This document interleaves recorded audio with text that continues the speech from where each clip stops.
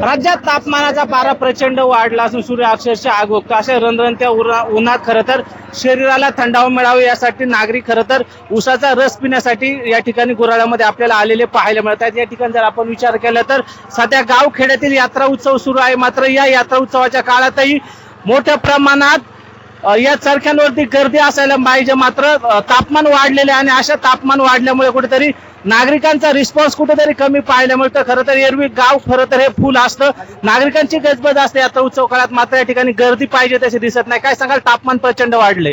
काय झालेलं आहे दरवर्षीपेक्षा म्हणजे यात्रा तशी एक 8-15 दिवस अगोदर येऊन सुद्धा टेम्परेचर हे 40 क्रॉस झालेलं आहे.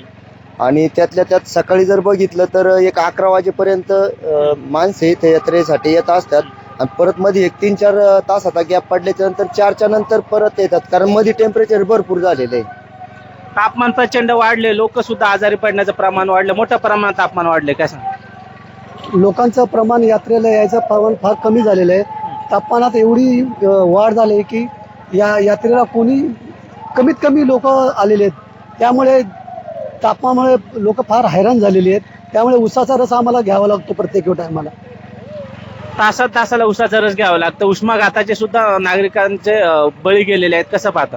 सालाबादप्रमाणे याही वर्षी भैरवनाथ उत्सव कमिटीच्या वतीनं यात्रा उत्सव अतिशय आनंदात थाटामाटात पार पडतोय. परंतु उन्हाच्या झळा इतक्या आहे की प्रचंड तापमान आहे आणि ह्या तापमानामुळे लोक बाहेर पडत नाहीये. मध्यंतरी गॅप घेतात आणि सकाळ संध्याकाळच उपलब्ध या ठिकाणी राहतात. परंतु रिस्पॉन्स पब्लिकचा त्या जेवढा पाहिजे तेवढा या वर्षी दिसत नाहीये.